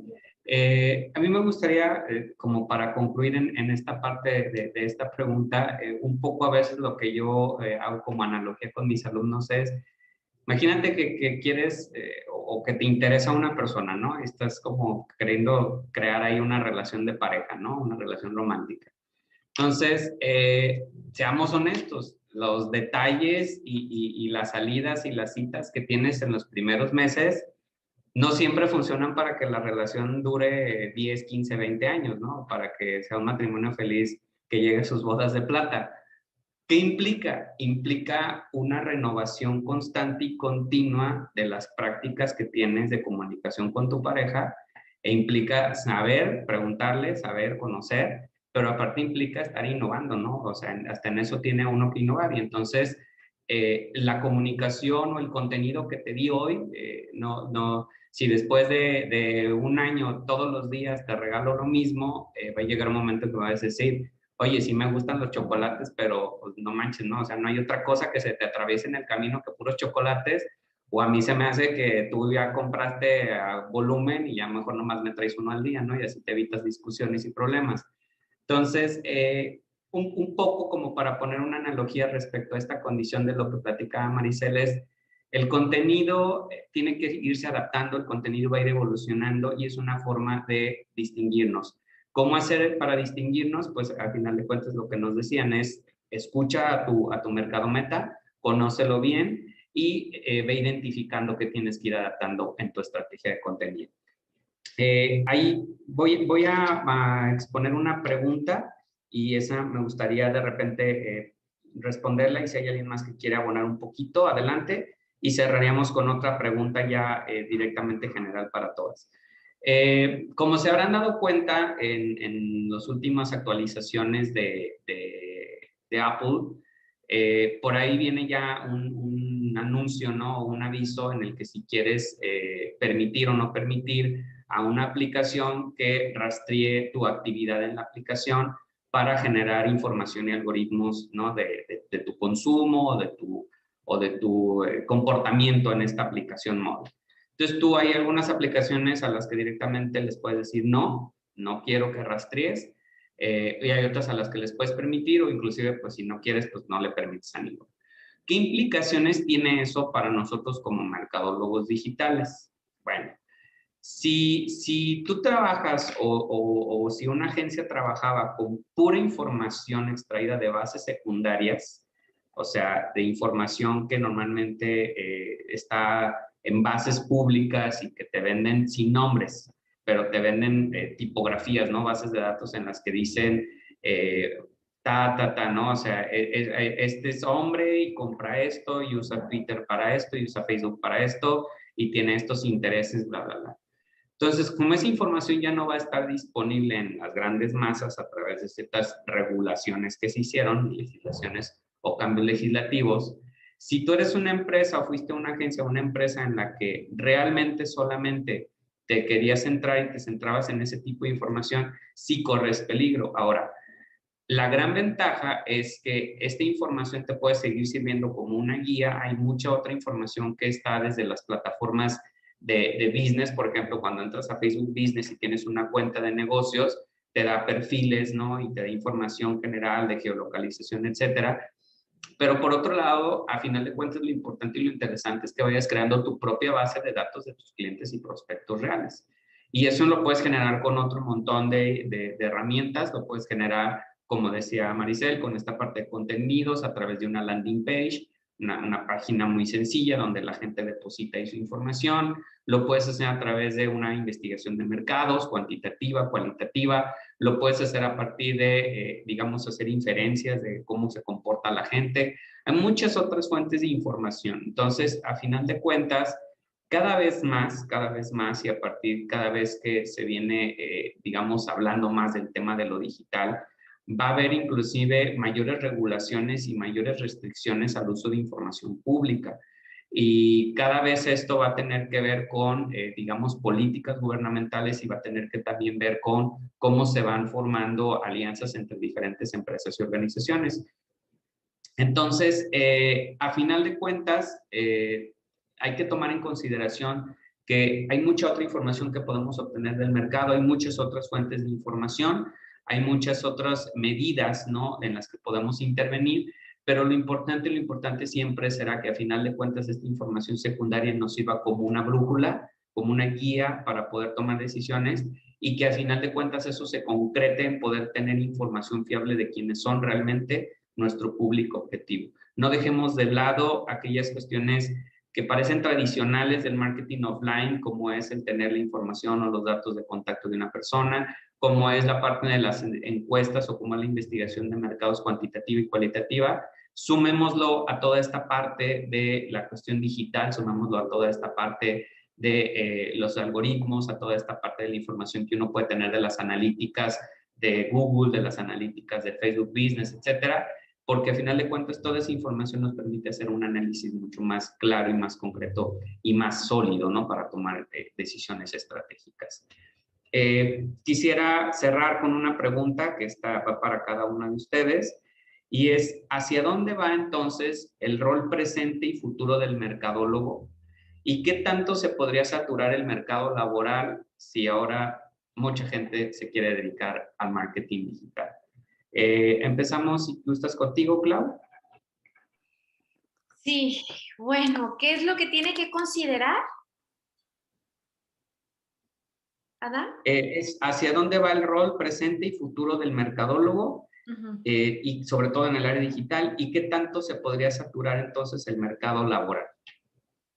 Bueno, creo que ya han surgido nuevas especialidades y deberían de justamente ya, porque ahorita se está viendo como habilidades que se exigen el mercadólogo, pero deberían de ser ya especialidades como opción para el mismo profesional de mercadotecnia, el poder estudiar y especializarse en un tema. Por ejemplo, la legislación en medios digitales ya existen especialidades, pero aún existe la ambigüedad todavía de todo este manejo de Big Data que ya hablamos y la resolución de problemas en este proceso de marketing digital. Entonces, creo que ¿qué es lo que se avecina en la profesión del marketing?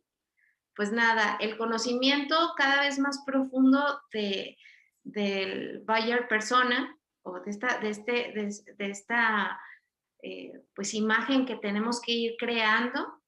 ¿Por qué? Porque lo que antes para un mercador general era, bueno, en otras décadas, era simplemente el saber datos estadísticos o un poquito del conocimiento del comportamiento de compra e intereses y necesidades.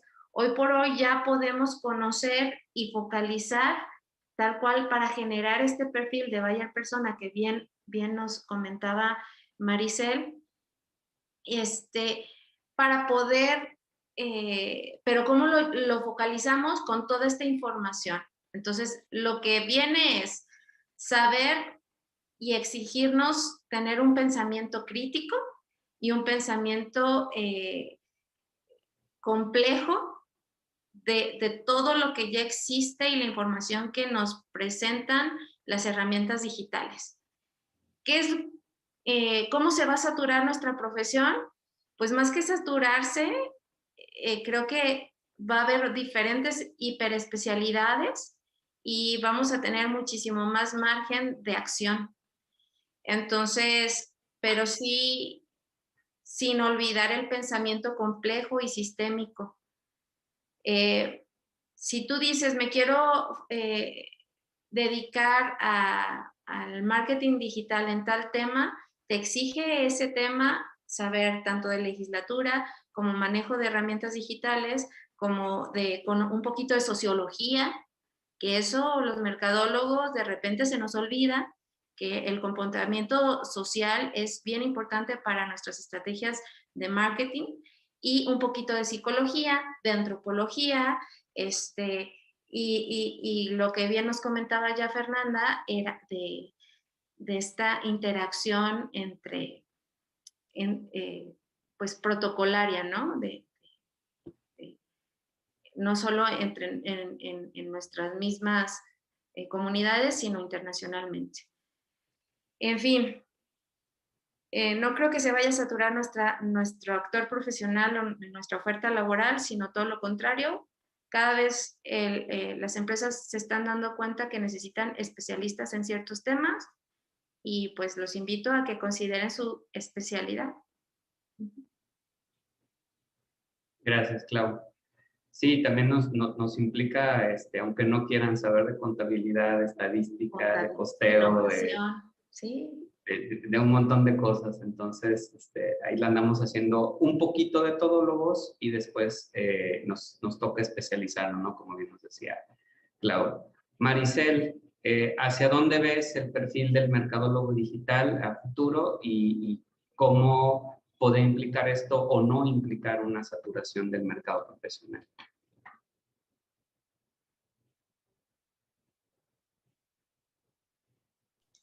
Perdón, tenía mi micrófono apagado. Como bien dijo la maestra Claudia, creo que la función del mercadólogo va a ser especialista, ¿no? Así como hay empresas que se especializan en hacer cierres, el mercadólogo va a tener que ser, aunque en este momento en México necesita saber de todo, creo que va a llegar un momento en que necesita ser especialista en algo, porque el campo de trabajo que tenemos es tan amplio que resulta imposible que sepas manejar y coordinar todo al 100, ¿no? Porque desde que te puedes especializar en e-commerce o en tan solo gente que se dedica a redactar contenidos o hacer la parte de solamente la estrategia o de generar la parte de pautar. Entonces, no creo que hay una cuestión en el presente que es poco valorado, ¿no? Porque esa es una realidad. O sea, nuestra profesión muchas veces es, pues yo sé usar el TikTok, yo lo hago, mi sobrino lo hace, ¿no? Y no digo que esté mal, pero lo está haciendo con una estrategia, está conociendo ese marco legal, está manejando de forma adecuada las relaciones. Entonces, en este momento, yo veo a nuestra profesión que tenemos que hacerla valer, ¿no? Porque la gente minimiza, bueno, alguna parte de la población minimiza el impacto y lo podemos ver hasta en los sueldos, ¿no? Son sueldos bajos. Pero que creo que no creo que se sature, sino más bien hay que ver qué es lo que te gusta, especialízate en ello y aprender a venderse, ¿no? Aprender a crear estas relaciones de valor, no olvidarlas. Muchas gracias. Gracias. Yo abonaría, ahorita que platicó Maricel de la parte de la cuestión de los salarios y de la cuestión de la posible saturación del mercado profesional, que a final de cuentas una de las cosas que también debemos de aprender a hacer, y te lo dijo Maricel, nosotros mismos es aprender a generar valor como profesionistas. O sea, no puede ser que generemos valor para otras marcas y de repente no la generemos para nosotros. Y por otro lado, debemos de aprender a hacer trabajo en equipo. una de las cosas que los mercadólogos digitales debemos de tener como habilidad fundamental es hacer integralidad y trabajo en equipo. Hagamos alianzas estratégicas. De repente yo veo a mucha gente del campo que de repente inclusive por ahí hay algunas personas que se dicen gurús del tema y que ya han salido en semanas pasadas hasta en debates no públicos en redes sociales y de repente dejan muy mal parada la profesión cuando realmente no son mercadólogos. Las alianzas estratégicas son fundamentales. No nos van a dar un premio por ser el mejor mercadólogo del mundo mundial. Nuestro accionar también tiene que tener responsabilidad social y responsabilidad ética, y creo que esa parte es una de las fundamentales. De hecho, conociendo a Fer y conociendo su perfil, creo que es una de las cosas que nos va a ayudar a cerrar, pero no quería dejarlo de tocar. Fer, adelante. Muchas gracias, Adán. Pues sí, mira, yo creo que hacia dónde va el rol y el futuro del mercadólogo. Como tú ya lo mencionabas, pues en muchas cuestiones creen que el mercadólogo puede hacer redes sociales, puede llevar la estrategia de contabilidad, puede llevar toda la estrategia en general de la mercadotecnia de una empresa.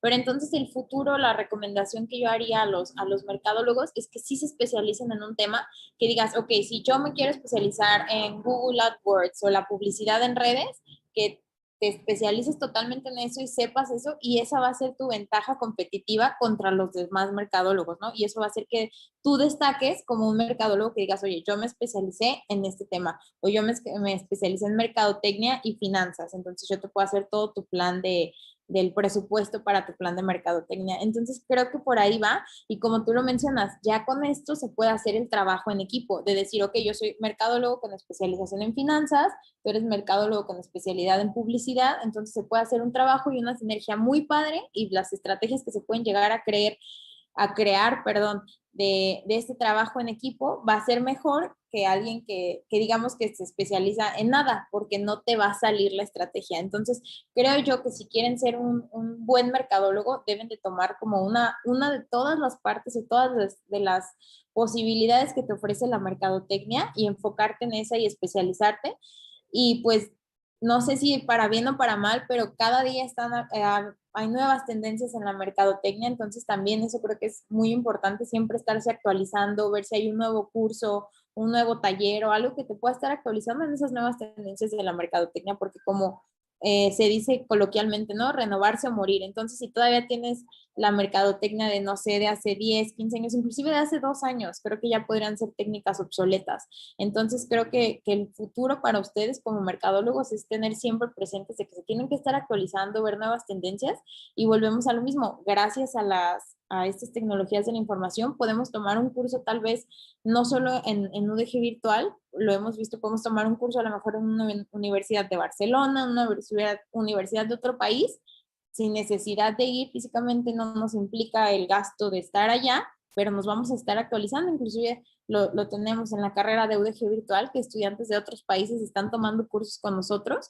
y eso le da un valor agregado grandísimo a la carrera, porque tenemos la convivencia con esos estudiantes. Entonces yo diría eso. Y creo que se puede saturar el mercado, sí y no, porque como mencionaba Maricel, ahorita cualquier persona cree que puede hacer mercadotecnia digital, pero entonces digamos, yo contrato a alguien que me dice, ah, sí, yo te llevo tu estrategia de redes, pero al final, si no es alguien que tiene los estudios y la profesión bien, o sea, que de verdad sea un mercadólogo digital, al final puede que me salga más caro.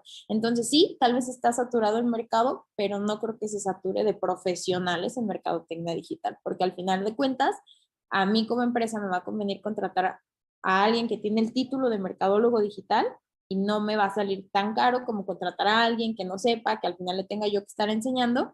Entonces creo que sí puede que esté saturado, pero no está saturado de profesionales en mercadotecnia, que al final de cuentas van a ser las generaciones que egresen de aquí de UDG virtual.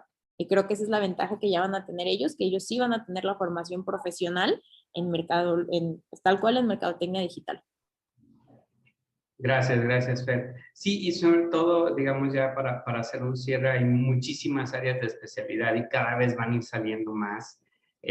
Las tendencias, hace rato lo decía también Claudia, van a ir abonando y van a ir creciendo y van a ir saliendo nuevas cosas. Nos exige, como decían ustedes, esa parte de actualizarse.